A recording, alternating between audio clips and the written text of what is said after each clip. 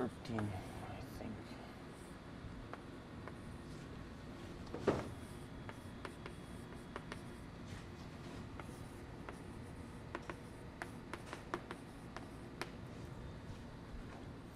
Okay, so this class, I mean, the next two classes will be just about complex varieties. And, well, I will try to prove or introduce the main theorems, the main results that we will use in order to get to the proof of Gaga correspondence, right? Okay, so today, okay, first of all, I want to finish the last class. There is something that I didn't mention. I will mention it now. So definition.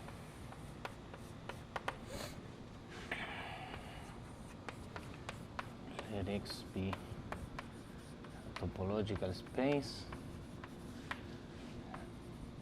and A be a sheaf of rings.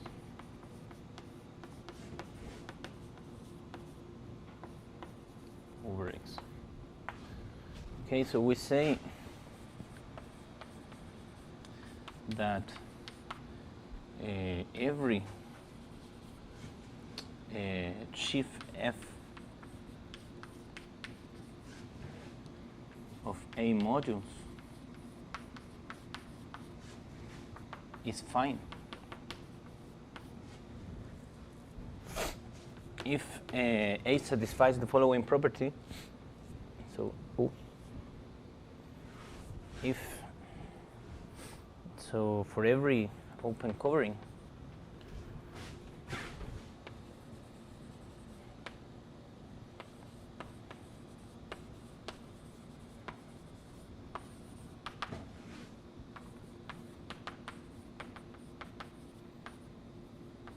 of X, there exists a partition of unity.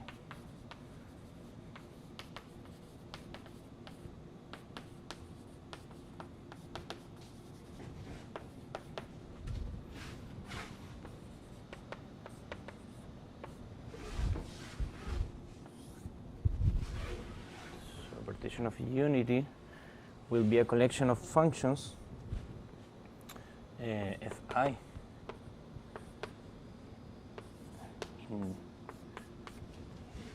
in the global section of the sheaf of rings, such that the support of fi is contained in ui for every I and I, and the sum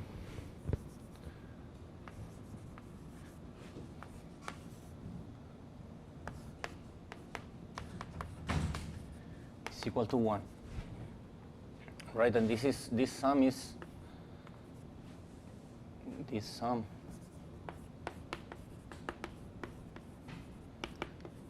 locally finite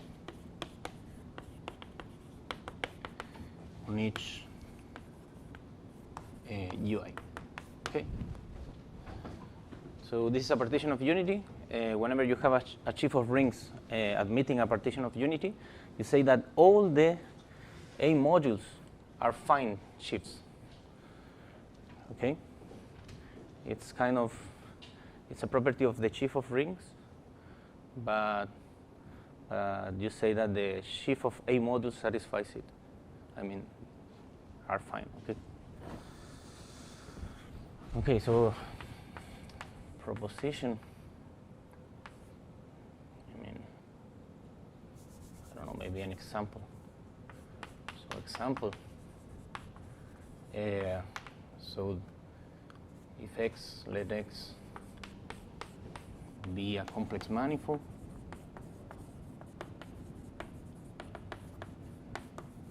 then the sheaf C infinity X, right? The sheaf of complex valued C infinity functions admits partition of unity, right? Admits a partition of unity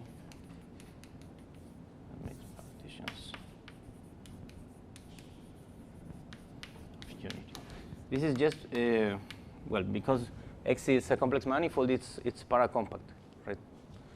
So you can produce this partition of unity, and so then every sheaf of C infinity X modules is fine, right? So in particular, omega K X infinity and the PQ forms also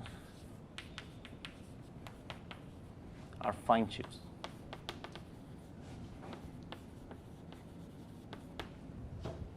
Okay?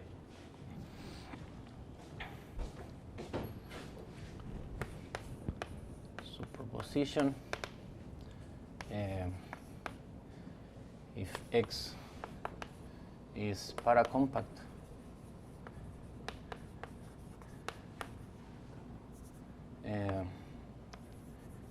every fine sheaf is gamma cyclic. In other words, the cohomology is 0 for every q bigger than 0 and for every f fine. Right? So the proof, so take U, locally finite covering,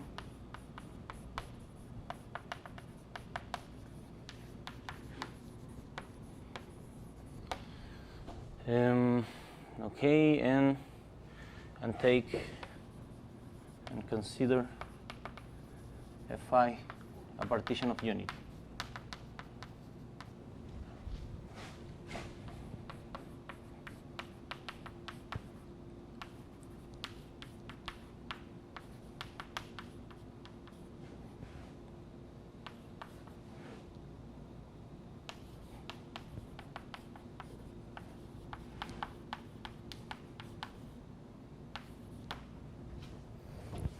Okay, so well, since we know that the chief cohomology is isomorphic to the check cohomology, and the check cohomology is the direct limit of the check cohomology with respect to a covering. Okay, since this is paracompact, we know that each covering has a locally finite refinement, right? So if we prove that every locally finite refinement has 0 check cohomology, we will get that at the limit, the check cohomology without any covering, it will be also 0, and so the chief cohomology will be 0, right? So it's enough. So it is enough to prove that these check cohomologies are all 0, right?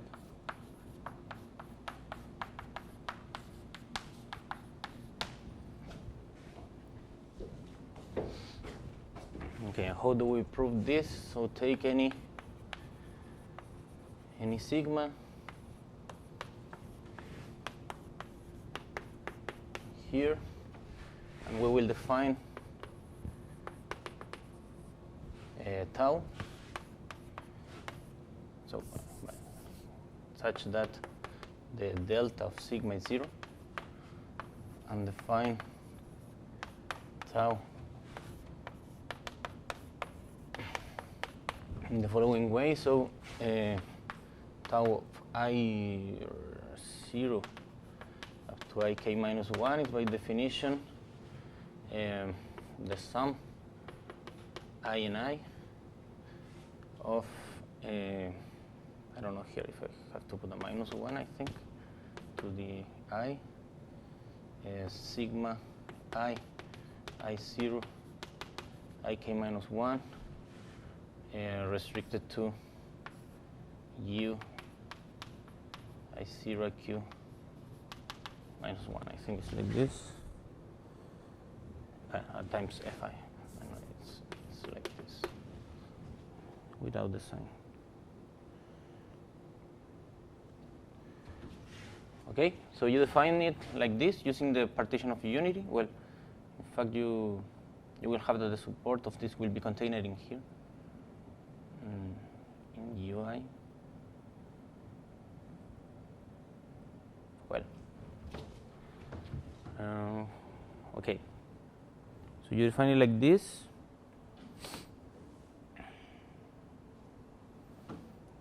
And so then the delta of this guy, I0 to IQ, will be equal to the sum L equal to 0 to Q minus 1 to the L, tau I0 IL IQ. This is the same thing as this.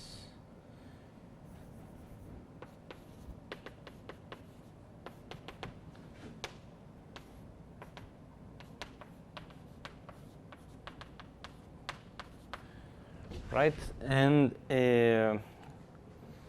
okay, so since this sum is locally finite, you can use this. You can interchange the sum.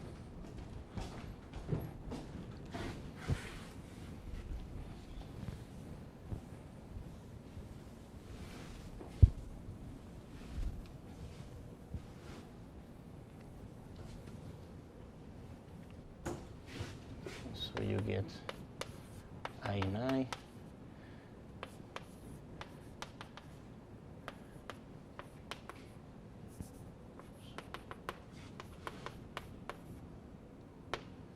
times sigma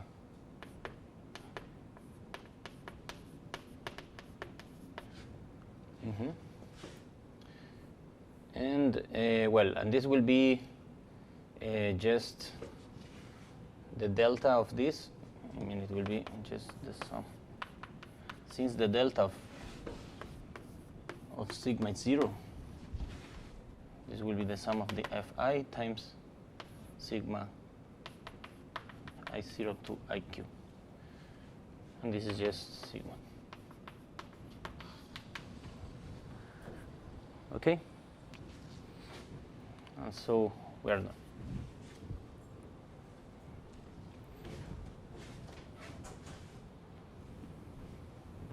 Okay, so in particular, we know we get that these sheaves of K forms, infinity K forms and PQ forms, they are acyclic, right? So the remark is that, so in consequence,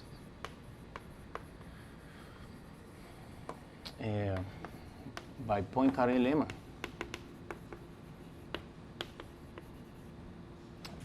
consequence, if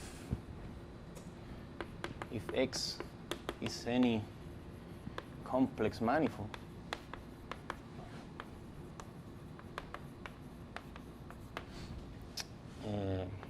then by Poincaré lemma,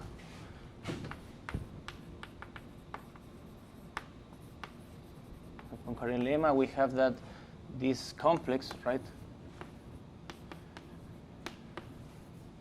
This is a gamma cyclic resolution of the constant sheaf, right?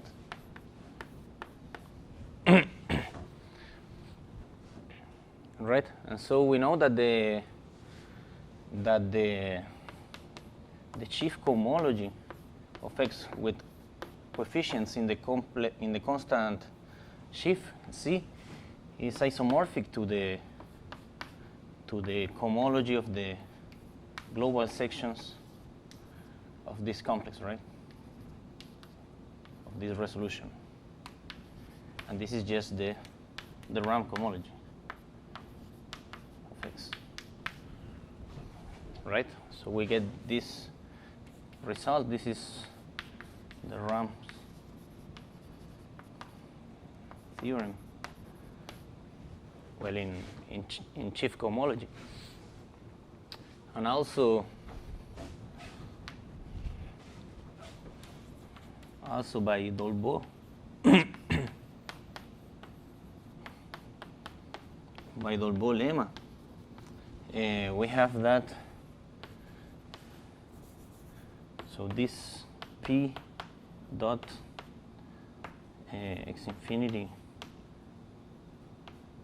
the Dolbeault complex, is an acyclic, a gamma acyclic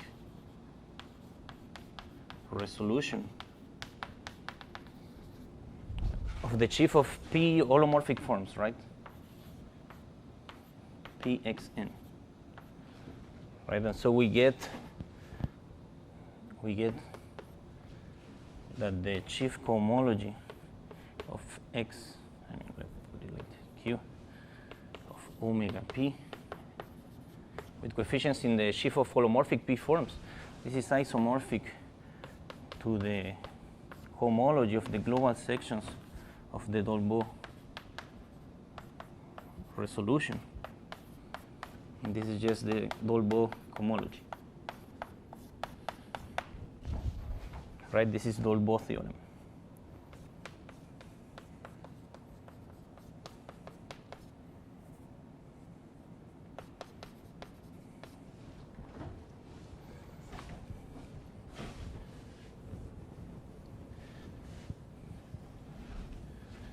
Okay, so in particular, when you take a compact Taylor manifold, so in particular, for X compact, right? Compact. The third duality takes this form, right?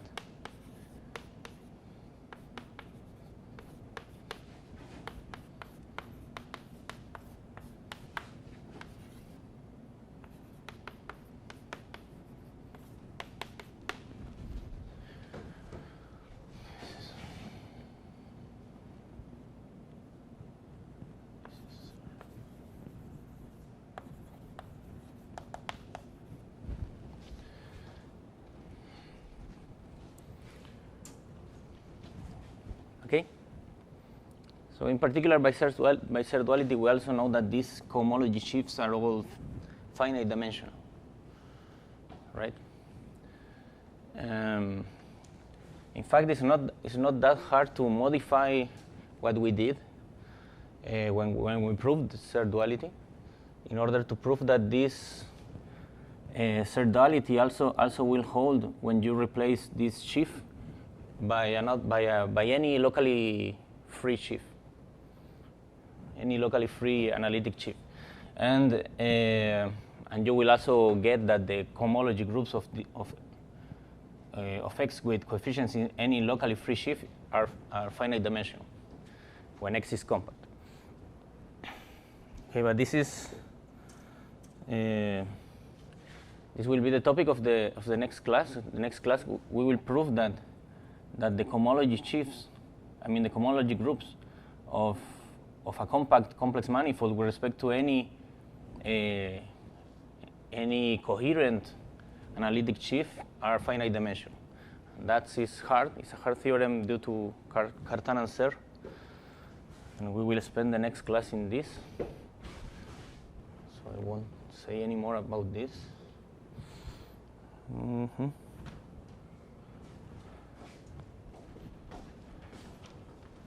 Okay, so now my purpose of this class is to introduce to recall the definitions from the complex geometry course about analytic varieties, coherent sheaves, and Stein varieties. Okay, I will prove just one result about the Stein varieties because these are very non-trivial results. You can spend like a whole course just to prove one of the results that I will just state now. Okay, so they are quite hard. Okay, so first of all, definition. So let X be a complex manifold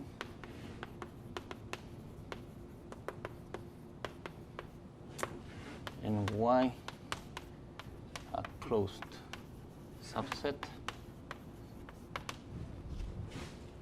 So we say that Y is an analytic subvariety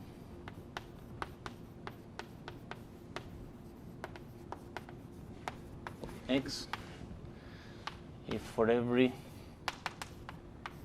Y in Y there exists a neighborhood. There exists a neighborhood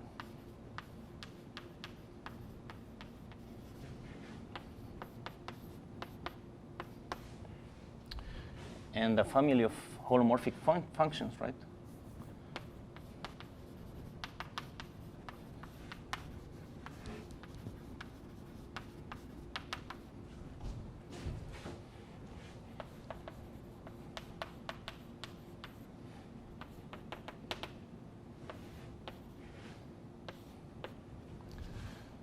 Such that Y intersected with U is the zero set of this family.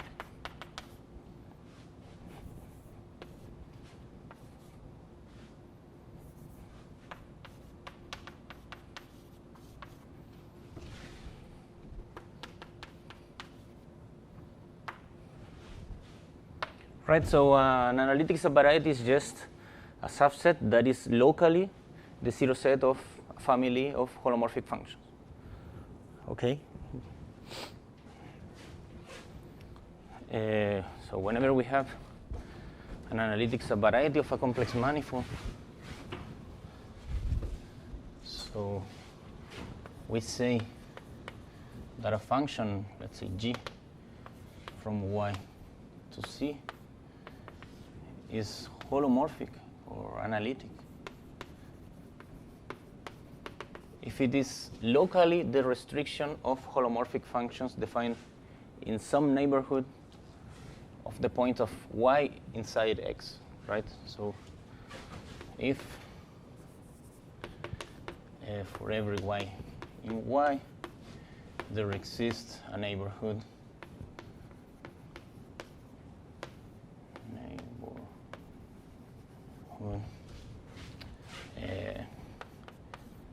U and a holomorphic function, right? And a function f from U to C holomorphic such that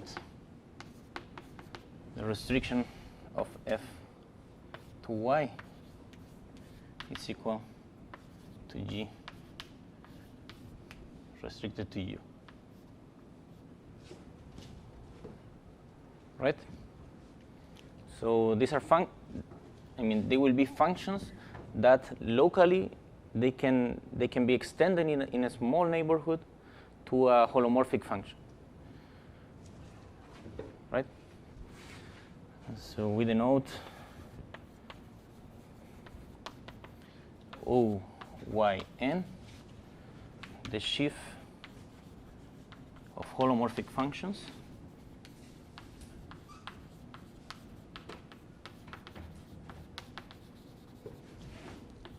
over Y. Okay. And and by definition, right?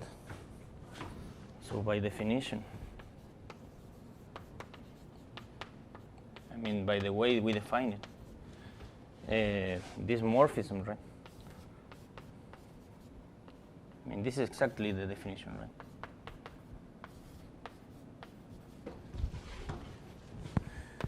Is surjective.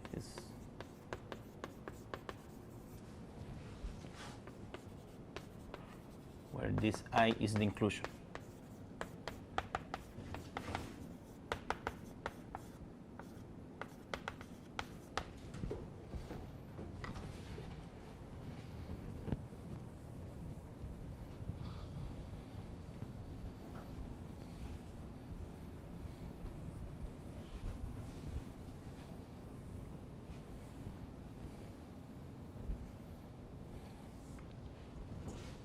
Okay, clear? Okay, so now definition again. So let X be a Hausdorff, a second countable topological space. So we say that X is an analytic variety.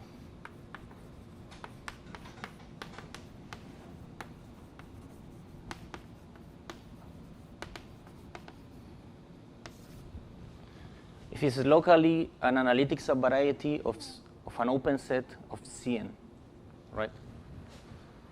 So it's an analytic variety if for every, if there exists a covering, there exists U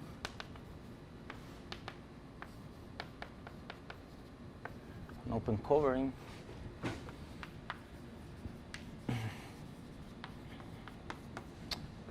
and for every I we need a homeomorphism, right? And for every I we have so there exists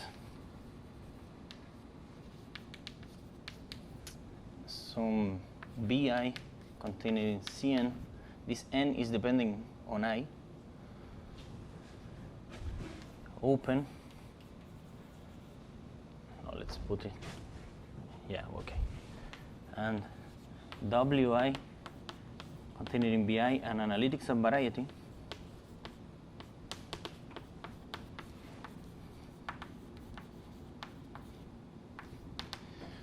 And the homeomorphism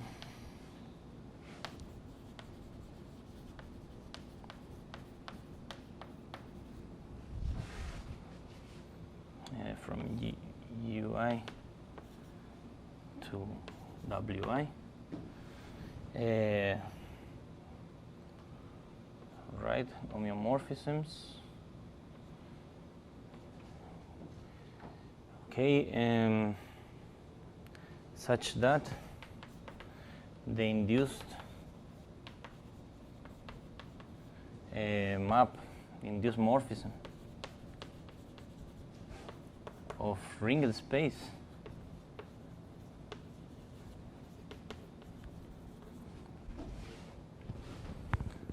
so Ui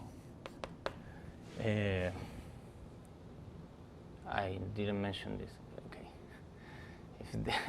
Sorry.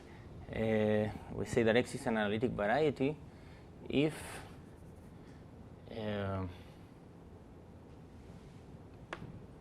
there is. So we say that X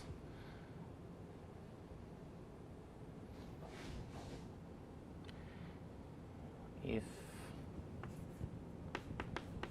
there exists a sheaf of rings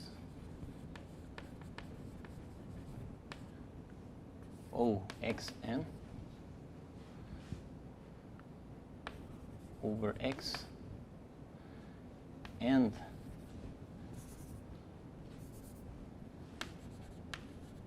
so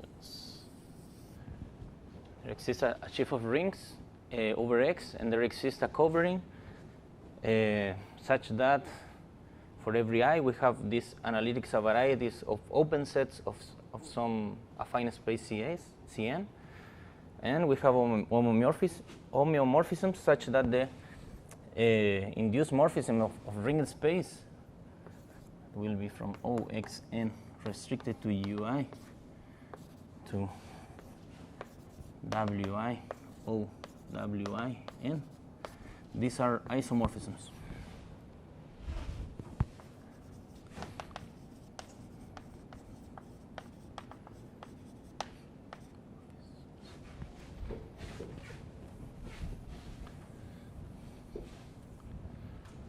Right? So this is like the abstract definition of an analytic variety, okay? That it's not necessarily embedded in another complex manifold, right? Okay, in particular, so a remark,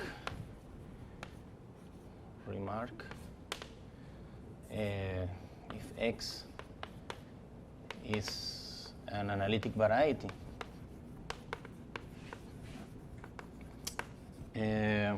so we know that this sheaf is locally ringed, right? It's locally ringed. I mean, this X is a locally ringed space, right?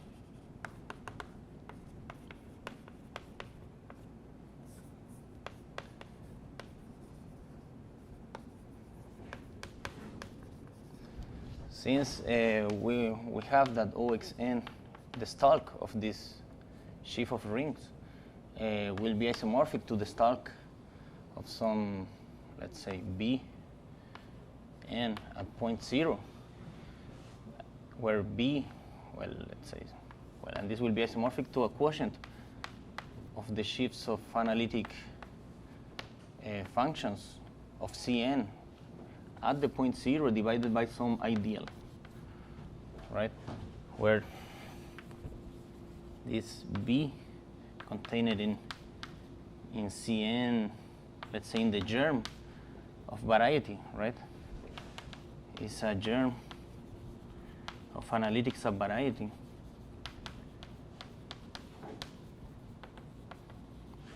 And this I of B is the ideal, right?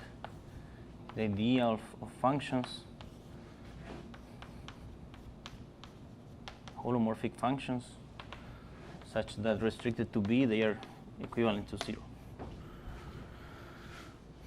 Right? This is the ideal defined by B, and we know that so since this OCN0, this is just the space of convergent power series, right, in n variables, right, with coefficients in the complex numbers. So since this is this is Noetherian, let's say regular. So in particular is UFD. Right? We get that this ideal is finally generated, and we get that this quotient is also Noetherian, right? So then OXNX is Noetherian.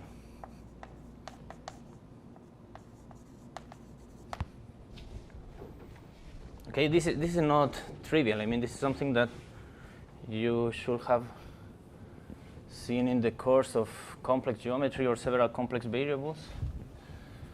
This is a consequence of the Weierstrass preparation theorem. Okay. Everything clear? Yes? So definition. So let X be an analytic variety.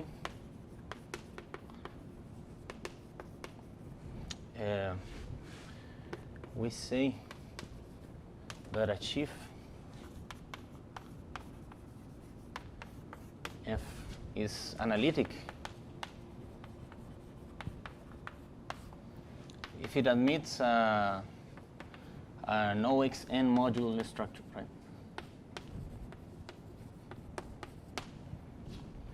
Okay, this is an analytic sheaf. It's something that you can multiply the sections by holomorphic functions.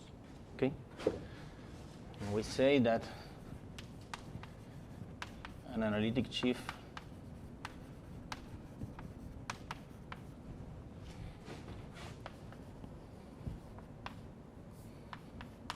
is coherent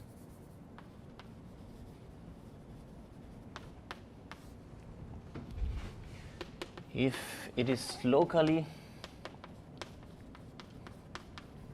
finitely generated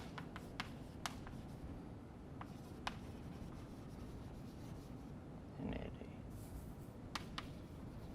set locally finitely generated, and this means that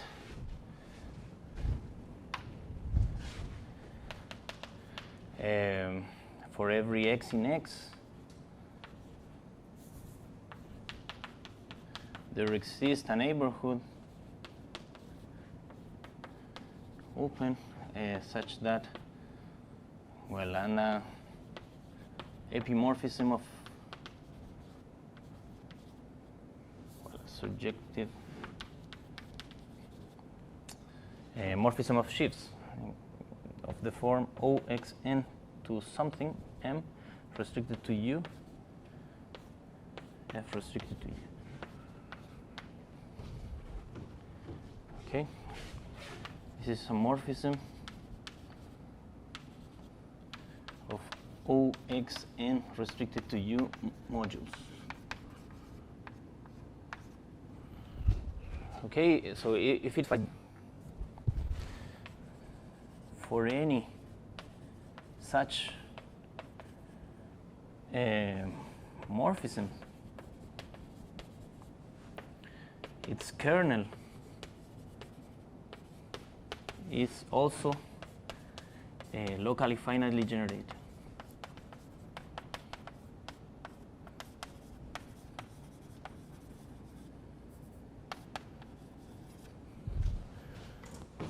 Okay, so in particular we have, so we will have maybe after shrinking we will have an exact sequence like this, right?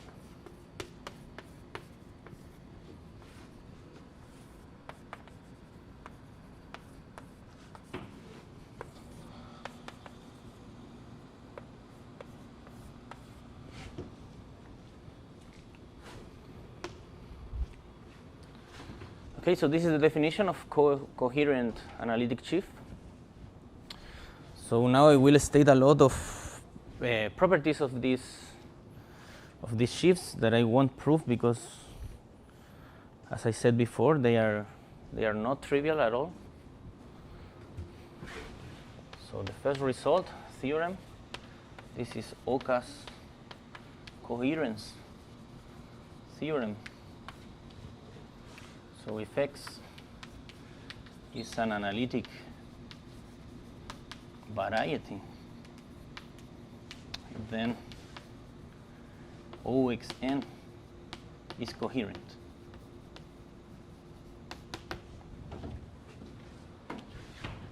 Another result is Cartan theorem.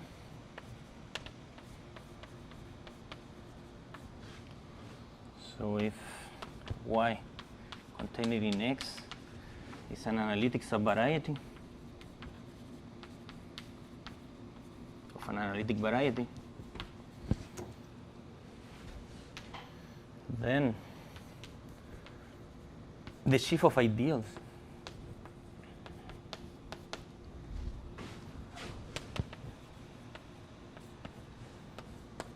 IY, so this is given by so I, Y, at a point Y, it will be just the ideal of the germ of variety, right? Of inside OXN Y, right? So this sheaf of ideals is also coherent.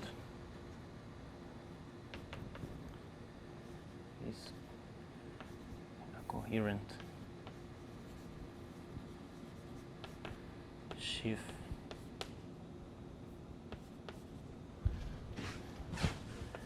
over X.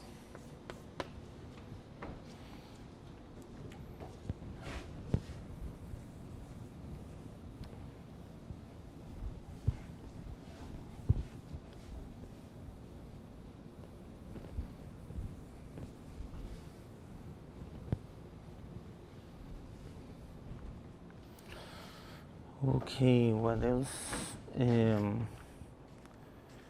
Okay, this is a highly, well, this is not that hard, but it's long. So for every X analytic variety, the category of coherent sheaves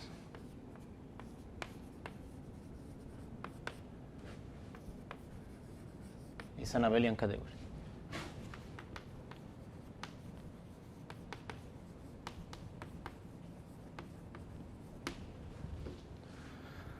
Okay, so we can construct coherent sheaves from all the construction we are allowed to do in an abelian category. Okay, as co-kernels and kernels images, so on. Okay. So, well, example again, the same example. So if X is a complex manifold,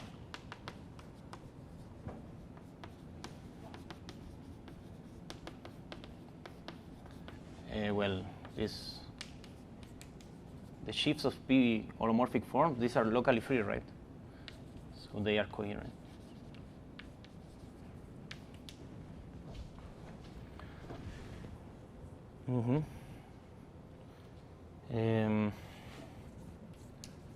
So another theorem. This is also due to Oka.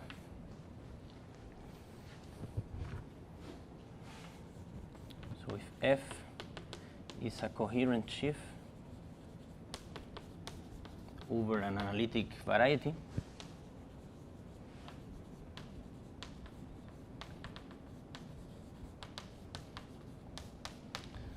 then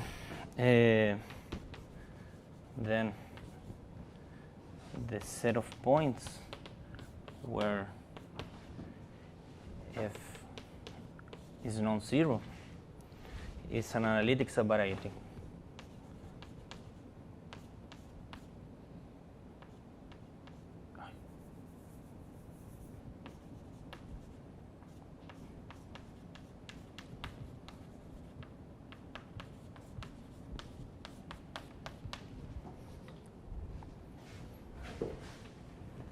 Okay, this result is very important, because what it is saying is, it is saying that whenever you have, for instance, sections of a sheaf, of a coherent sheaf, such that these sections generate the germ of the sheaf at some point. So they will generate every germ in some neighborhood of this point. This is something that is not trivial, because we are here in the analytic category. I mean, you're using these sheaves are modules of holomorphic functions, right? And so it is not as easy as in the algebraic case, where you can extend easily sections that are defined locally to some neighborhood, because always the obstruction to extend a regular function is in its denominator, right? But in the analytic case, it depends on the convergence radio, and that might be always converging to zero. It's much hard to deal with the analytic case.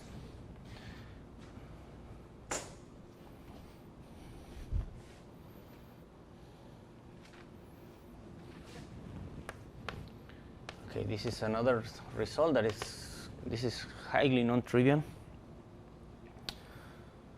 So let X an analytic variety and F an analytic sheaf. And then F is coherent if and only if for every K contained in X compact there exists some open neighborhood and well, such that the sheaf restricted to U has a finite CCG.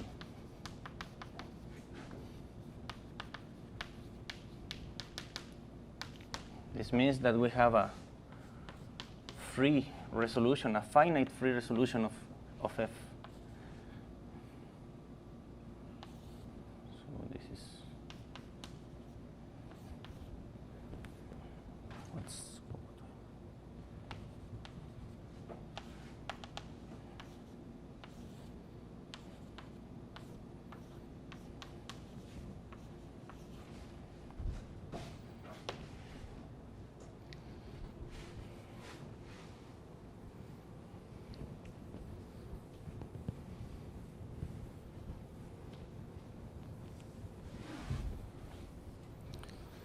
okay. So no questions? Nope.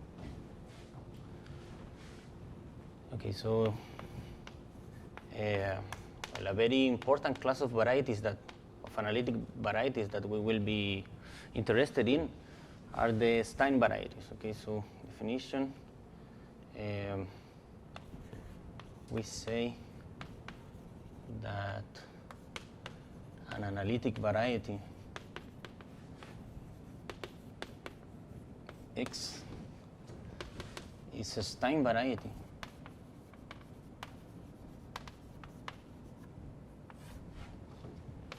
if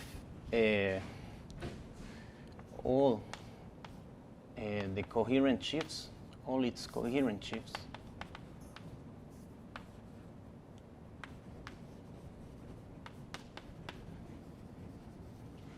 are gamma cyclic, right?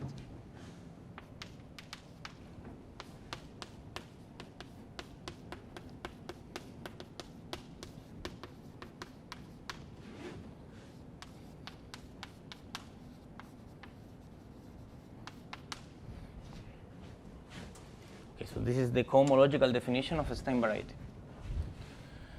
And the only thing that I will prove today is that the polydisc is a Stein.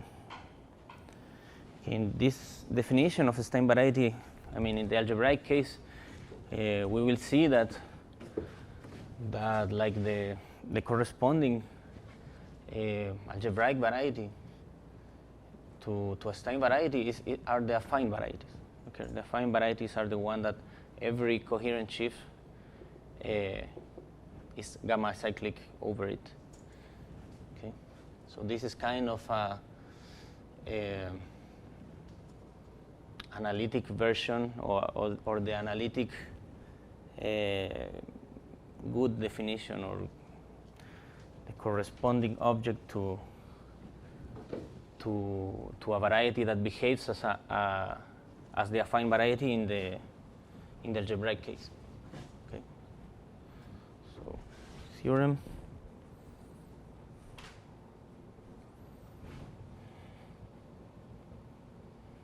Well, before proving that, proposition.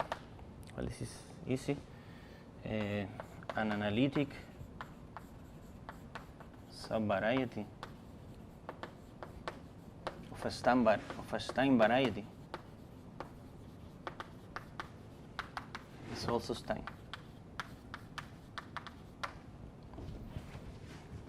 Okay, so the analytic subvarieties of the polydisc will be examples of Stein varieties also. Okay, it's the same thing as in the algebraic case, right? Okay, the proof is quite easy. Well, up to we believe in all these results, right? After we believe in all these results, so let Y contained in X a subvariety of an analytic of a Stein variety, and let F be a coherent sheaf over Y. right? So then, since locally we have the short exact sequence, right? O xn, I mean O yn m restricted to some u.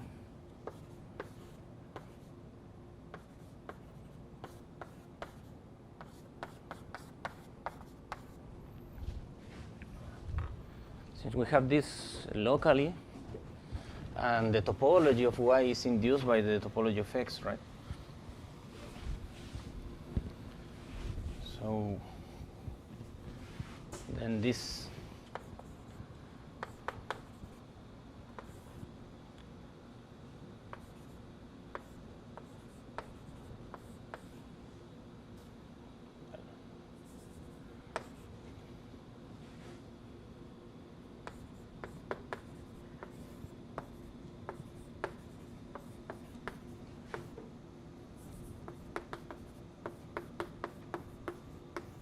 is also exact for B an open neighborhood such that B intersected with Y is U. So this will also be exact. Obviously, it has they have an analytic structure.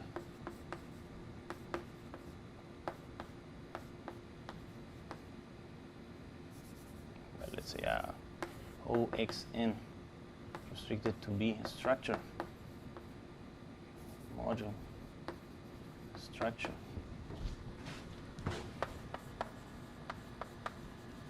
This is just induced by the epimorphism, right?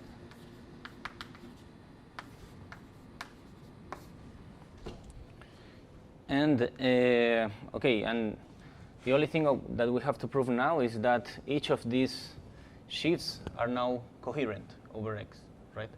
Since this will be locally the cokernel of this sheaf, and the property of being coherent is a local property.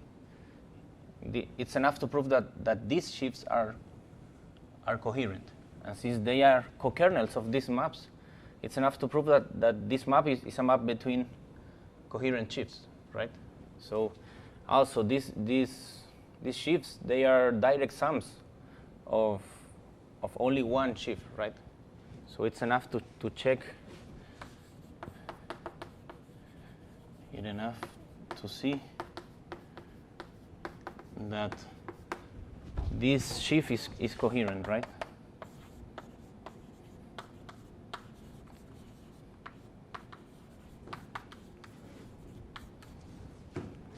Right, and this is just a consequence of Oka's coherence and Cartan's theorem.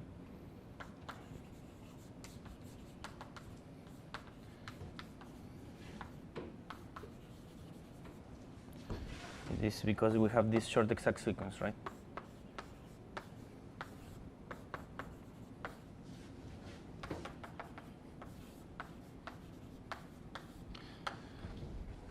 Right, so since these two sheaves are coherent, and this is the cokernel of this map, this is also coherent. Well, okay, so we proved that this sheaf is coherent, and now, well, it's just to note that the cohomologies of these things are. So then, since X is Stein, HQ of X I star of F is 0, but this is the same as HQ of Y.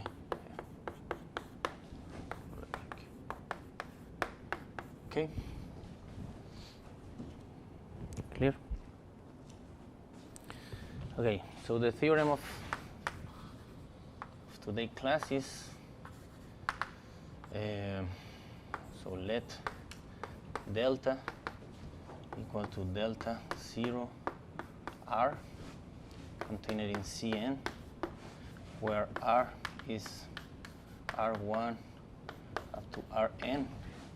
This is an element of the reals to the n. The reals bigger than 0, and also the infinity, extended reals up to n. And then delta is a Stein variety.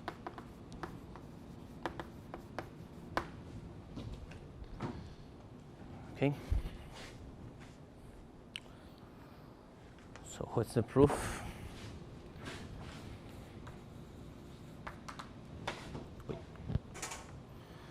So consider any. So let F be a coherent sheaf over delta. Okay, so using using this theorem, we can produce a sequence. So consider an increasing sequence of compacts, of polydiscs,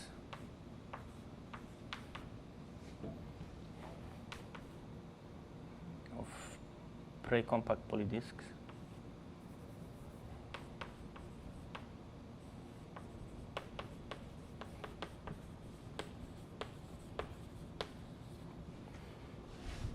So let's say delta k, that they are converging to delta,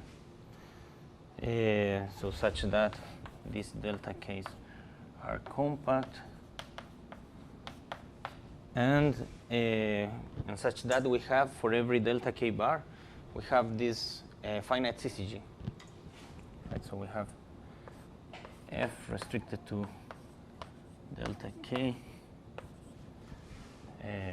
O, I don't know, what's the notation I use here? Oof. NK, MK, horrible. Delta K N restricted to, not just this. O delta K N, NK 1, 0. Okay, so we can construct this using this theorem here.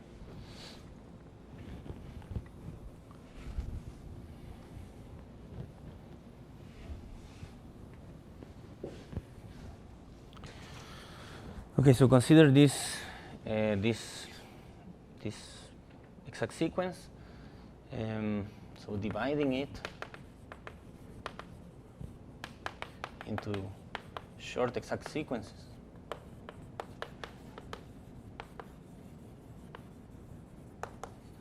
So we have here F restricted to delta K, O, NK, MK, delta K, N. And here we have some L. So what's the notation I use? L what? L MK 0. Here we have LMK, O delta K N, NK MK minus 1, LMK minus 1, 0, and so on, until here we will get L1, now L2, O NK1, and the L1 that will be 0, right? So we have all these sheaves, since we know that the category of coherent sheaves is abelian. All these sheaves will be coherent also, right? All these Li's will be coherent. Okay, and so by Dolbeault theorem. So we get that this HQ of delta K of O to anything nkj,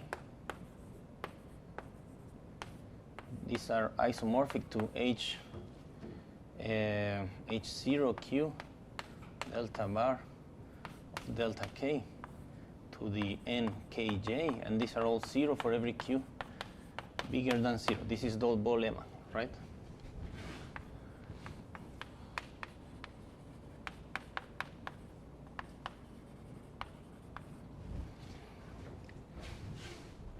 Okay, so all these cohomologies are 0, and in particular we get that the HQ of delta K of F restricted to delta K is isomorphic to HQ plus 1 of X with coefficients in L mk minus 1, which is isomorphic to HQ plus 2, and so on, until we get to HQ plus mk of X with coefficients in L1, and this is 0. Okay, so this is true for every Q bigger than 0. Okay, so we proved that F is acyclic over each delta K. Okay, and furthermore, and also, so what we prove is that we have this exact sequence. We know by Dolbeault lemma that all these sheaves are gamma acyclic over delta K, and now we prove that this one is also gamma acyclic over delta K, right? So in particular, whenever we apply the global section functor, it will remain exact, right?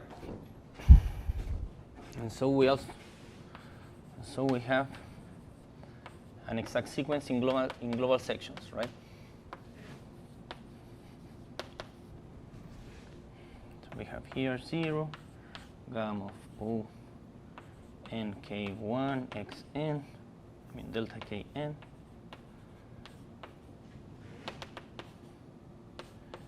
gamma of O nk mk, delta kn, and F delta K 0, right?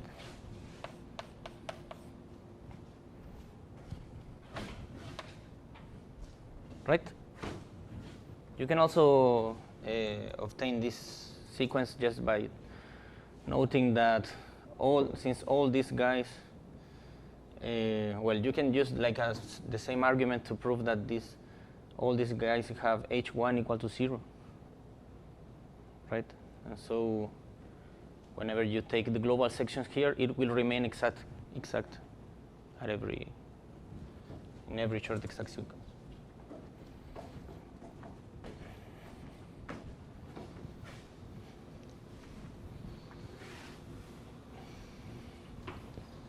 Okay, so we have this. So in particular,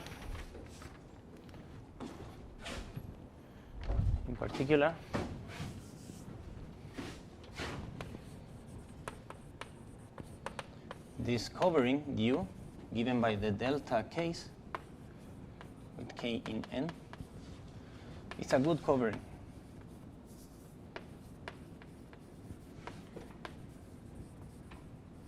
In the sense of Leray's theorem.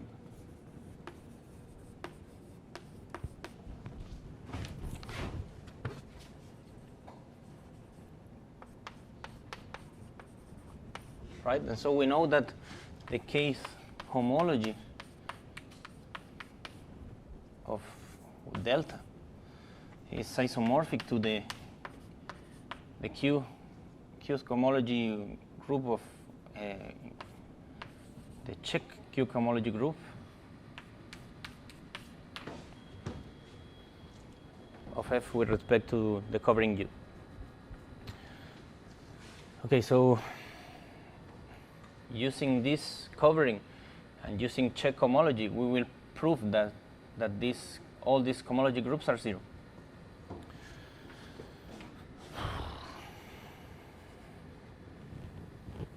Okay, so first of all, I will do it for the cohomology groups of degree higher than 1.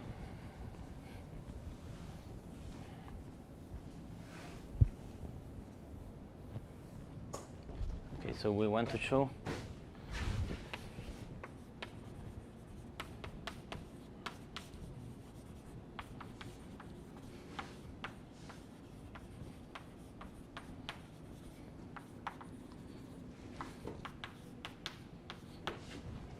so let Q bigger than 1 and take any sigma, well, any F, I will denote it F, in CQ of QF such that delta of F is 0. Okay, we want to produce an element such that delta of this element is F.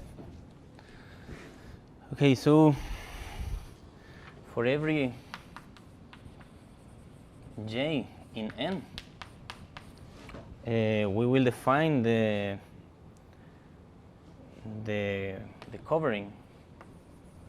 Define the covering uj to be given by the delta case, such that k is less or equal than j.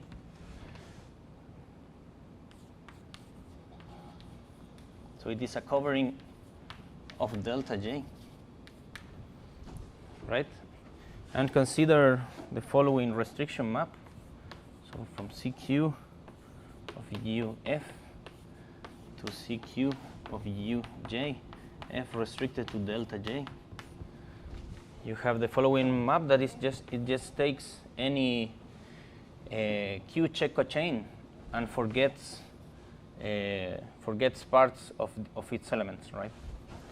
So it will goes to G restricted to Uj, and it is such that in each I0 up to Ik is the same thing as J of G I0 Ik. Okay.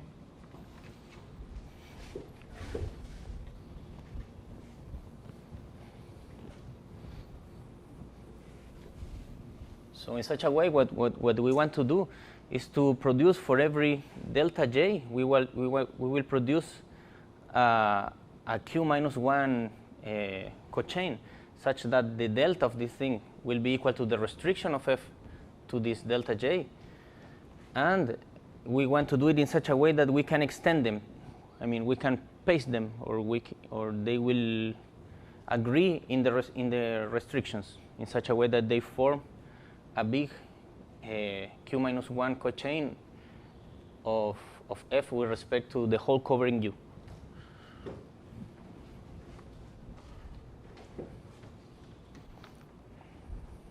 Okay, so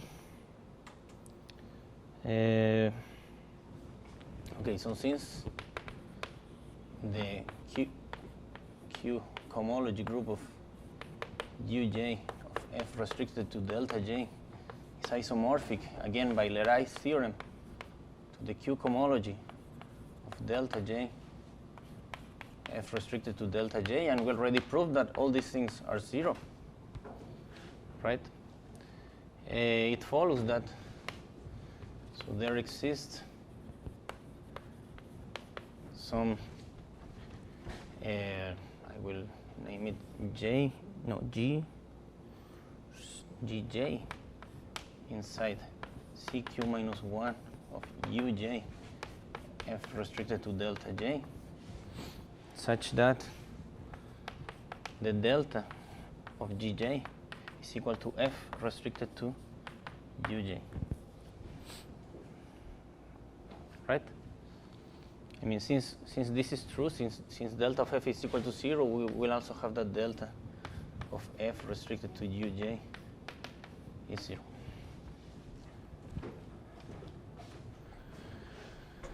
Okay, so we have this, and now we want to produce so we claim we can choose this GJs in such a way that we have that the restriction of Gj plus 1 to Uj is equal to Gj, right? So we are extending these cochains for every j.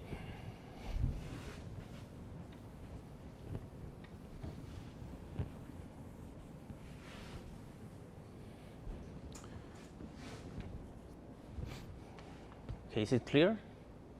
The notation is confusing? Clear? Questions?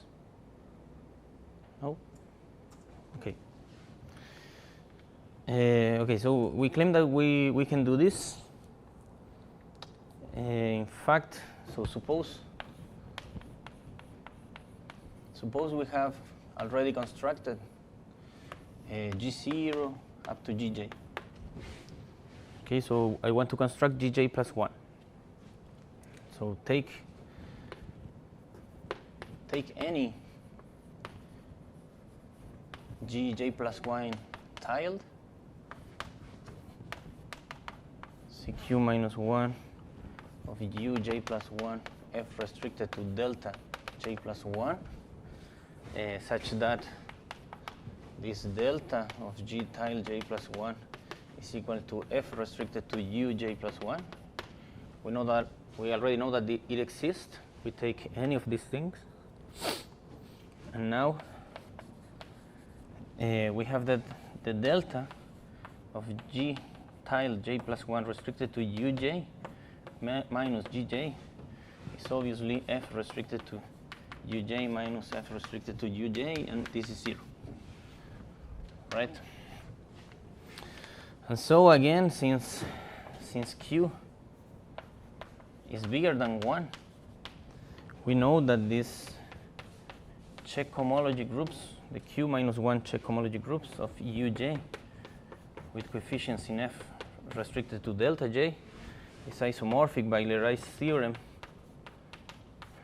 to these groups, and we already proved that these groups are 0.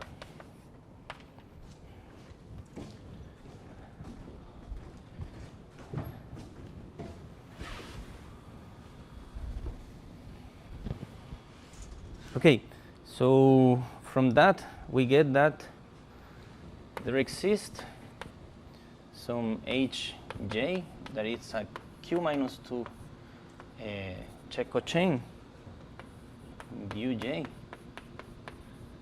such that the delta of Hj is equal to G tilde j plus 1 restricted to Uj minus Gj. Right? So there exists this cochain, and so now extend Hj to some Hj plus 1. That is a Cq minus 2 element of Uj plus 1 of f restricted to delta j plus 1. Extended just by zeros, right? By zeros.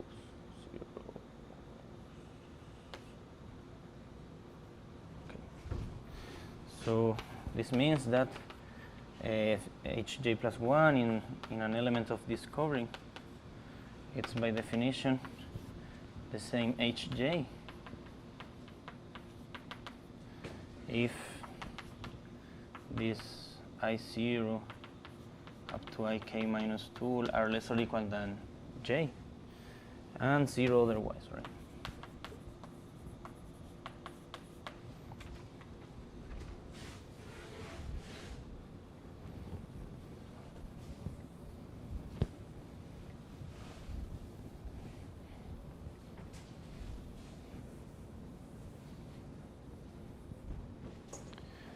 Okay, so we extend it just by zeros, and now we define Gj. So define Gj plus 1 as G tilde J plus 1 minus delta of Hj plus 1. There is a Q minus 1 check cochain.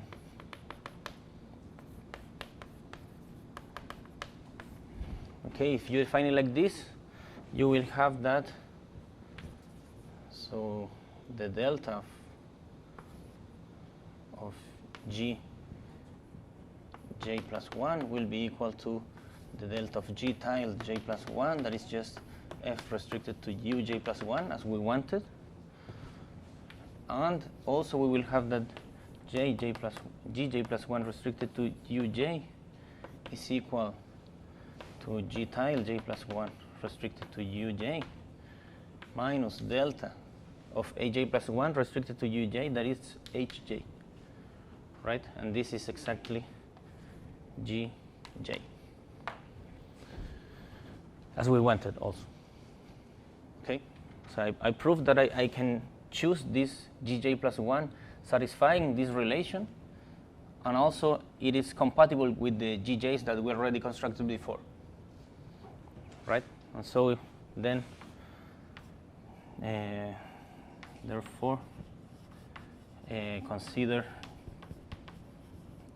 G to be the limit of all these Gj's. I mean, you will see that the Gj's are just defined up to some open set, and after that you think of it as 0, right? So it is a limit that is always, for every open set, it is eventually constant, right? So this has no topology. I mean, this is trivial. So consider this guy, and obviously, and it's easy to see that the delta of G will be exactly F.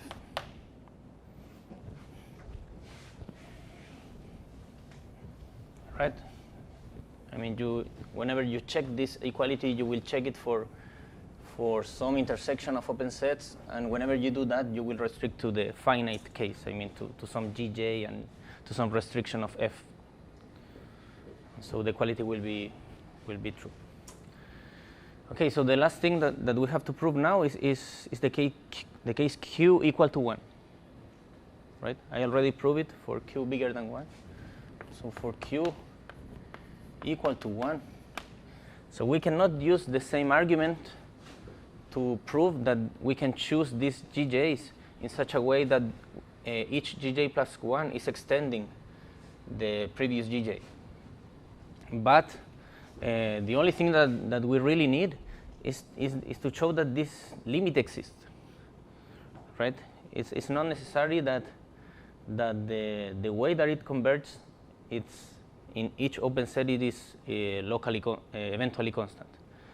If the limit exists, we will get our desired relation by continuity, right? So, well, what we will prove is that we can do that. I mean, we will prove that we can choose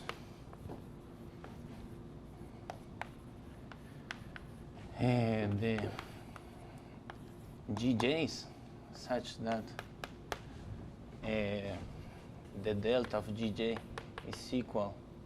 So Gj will be now element of C0 Uj F restricted to delta J, such that the delta of Gj is equal to F restricted to the covering Uj, but in this case F will be a global section, right? So this will be F restricted to delta J, right? So F here is an element of, it's a global section in such a way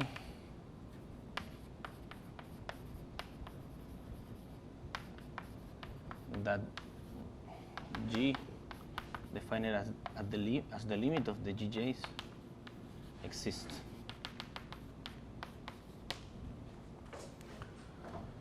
Okay, this is what we want to prove. Okay, how do we do this? So, okay, so suppose we have already constructed the G0 up to Gj. We want to construct Gj plus 1.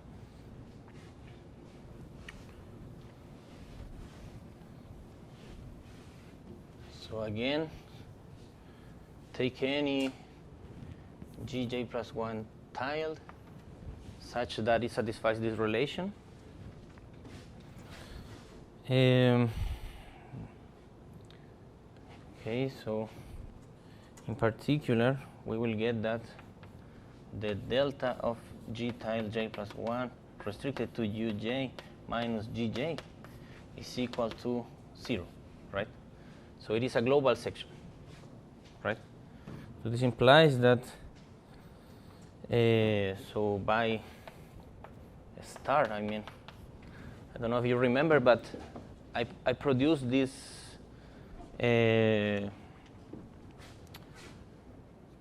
when I proved that all these restrictions of f to each of the polydisc is gamma acyclic. I used a CCG, right? And I proved that this CCG remains exact when you take global sections, right? So by that fact, we know that there exist some HJL holomorphic functions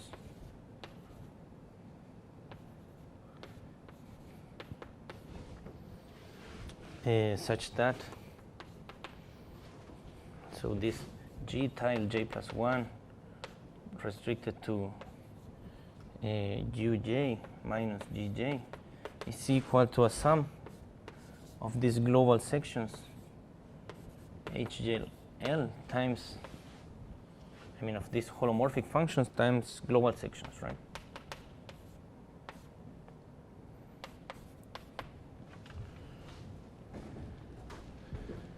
So where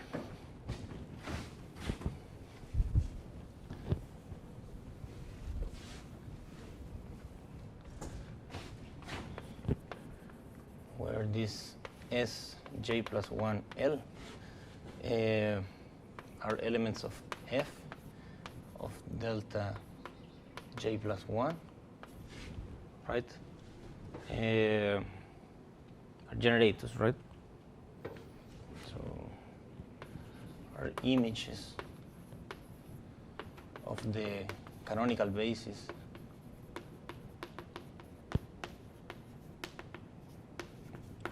of O n j plus 1 mj plus 1 and delta j plus 1 n, well, this shift delta j plus 1, right? Are the images of the canonical basis of this under the projection that we have. Okay, so we have this relation, and so we can approximate each of these holomorphic functions by its Taylor expansion, right?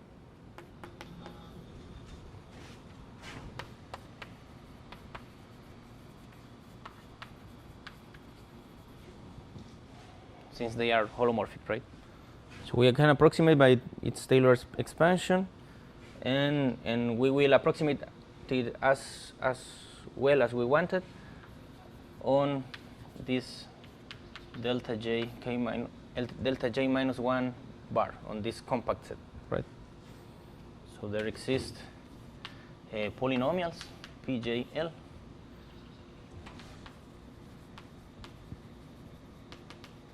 such that this norm hjl minus pjl on delta j minus 1 bar is as small as we want.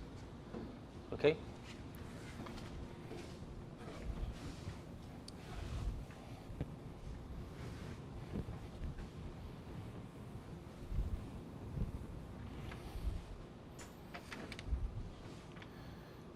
Okay, now we will define g j plus 1 to be this g tile j plus 1 minus the approximation by polynomials, right? pjl times s j plus 1 l, and this will be an element of f of delta j plus 1, right? So it follows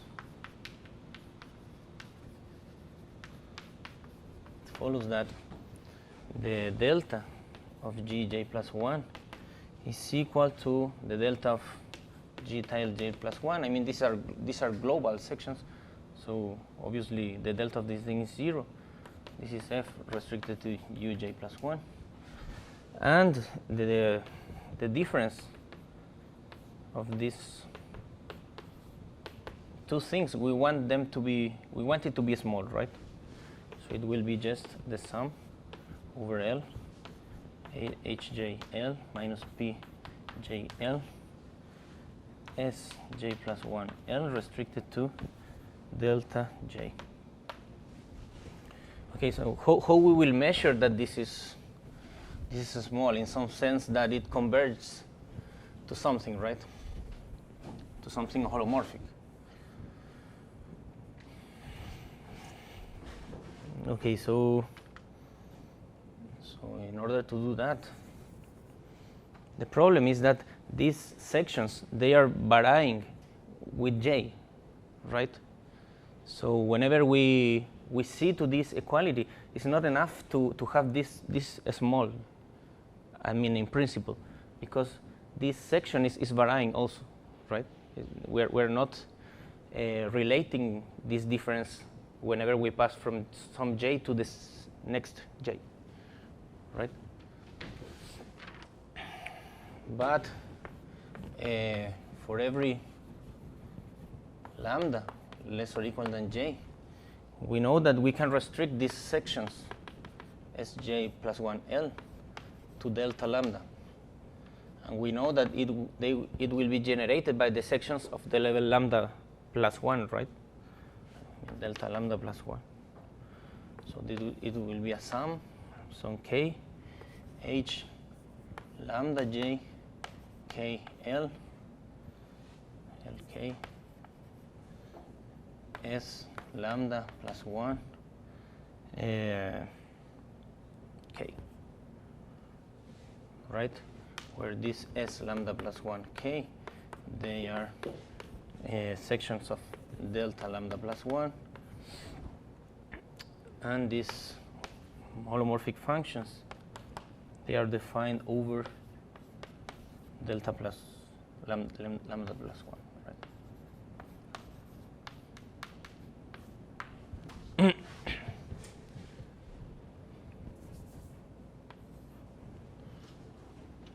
Right? So we can write them like this, and so we have this difference restricted to u lambda minus gj restricted to u lambda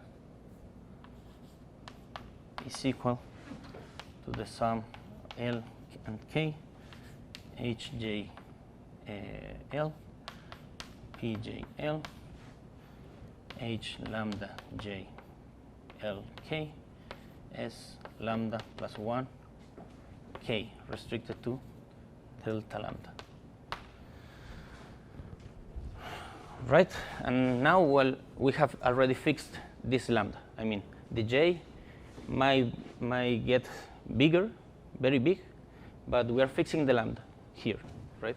So this is fixed, and now we can compare these differences, right? In order to do them small in a space of holomorphic functions. And we know that in the space of holomorphic functions, if we put the uniform norm, the convergence of holomorphic functions would be holomorphic on the interior, right?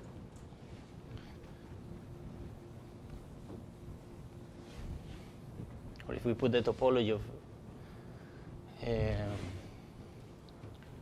compact convergence uniform convergence in compact sets. Okay, so now, since for every j in the natural numbers, the amount of lambda less or equal than j is finite, are finite. So we can choose the epsilon j's such that this norm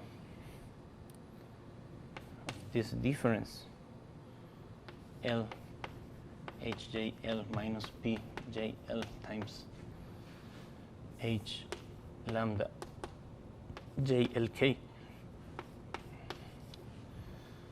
in delta lambda bar, they are very small for every lambda and for every k. Okay, so we can choose them in order to do them very small. In particular, we know that we can sum them, right? So in particular, there exist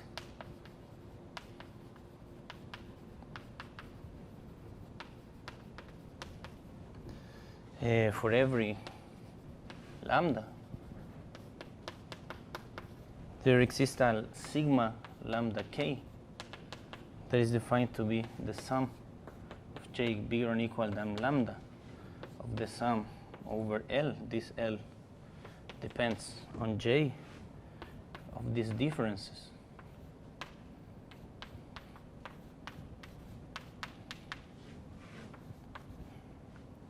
Restricted to delta lambda. This is a holomorphic function.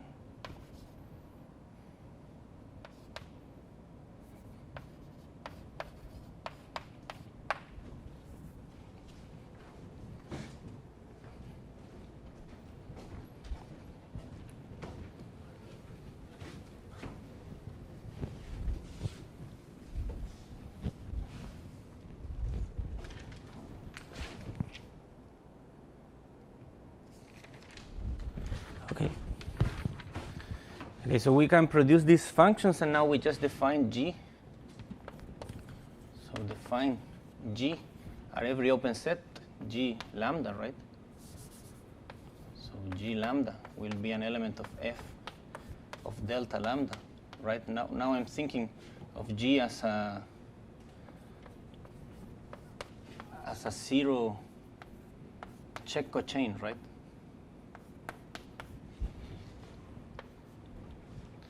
So defining like this, G lambda is by definition G lambda, okay, is the lambda element of G lambda, seen as a check cochain, plus the sum over K of sigma lambda K times S lambda plus 1 K restricted to delta lambda.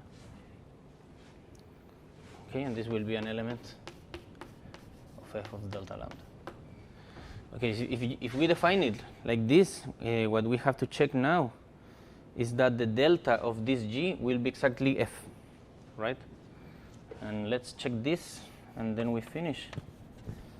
So then, delta of G restricted to some pair lambda mu, it will be equal to what?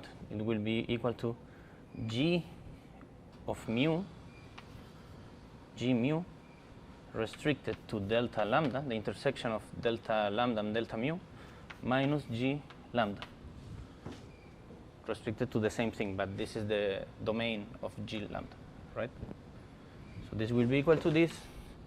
This is equal to G mu, restricted to delta lambda, plus G mu minus G mu, restricted to delta lambda. Here I'm not saying, I'm just saying G mu restricted to delta lambda, minus G lambda minus the sum sigma lambda k s lambda plus 1 k restricted to delta lambda. Okay, so we have this. This will be equal to so this will be delta of g mu restricted to lambda mu, right? This is the same as saying g mu mu, right? That is here, minus g mu lambda restricted to, right? So it will be this part plus g mu minus g mu mu restricted to delta lambda. So here I will have g mu lambda restricted, no, well, it will be just g mu lambda minus g lambda lambda minus this sum.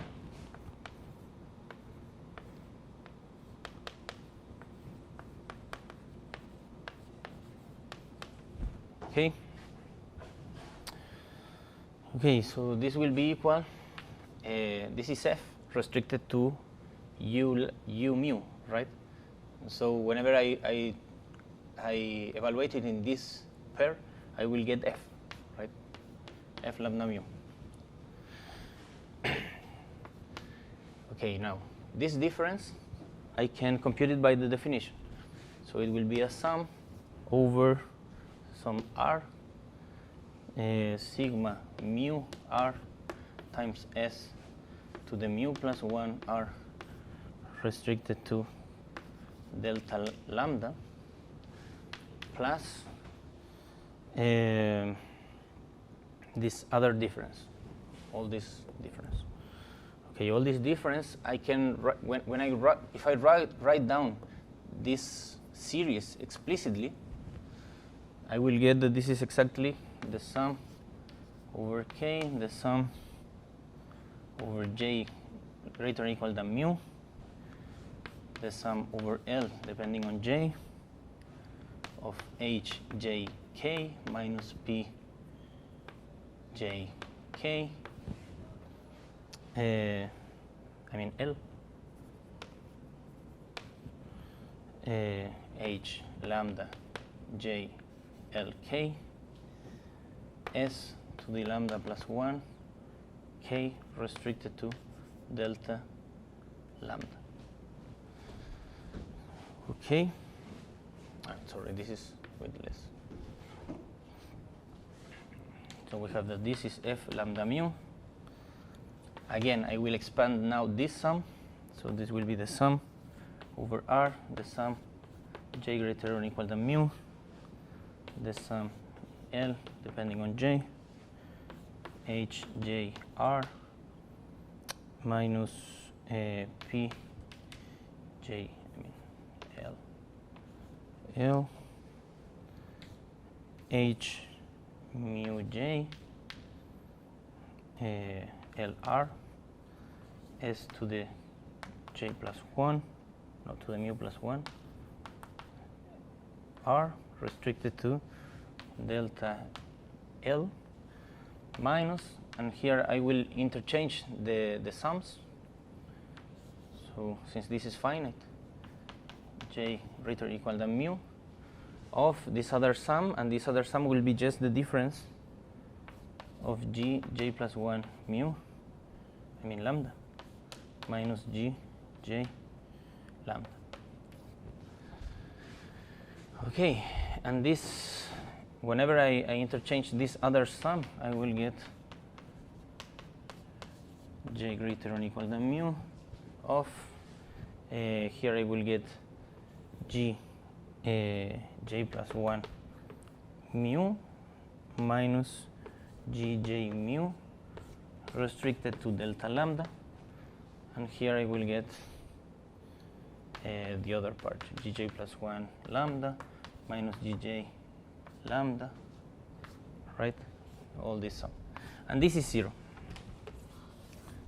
This is 0 since, so here since the delta of Gj plus 1 restricted to U mu minus Gj restricted to U mu is 0.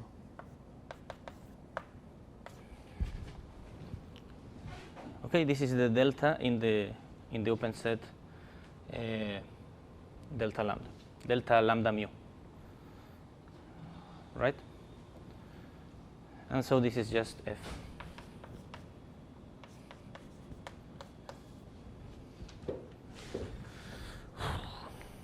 Okay. Questions?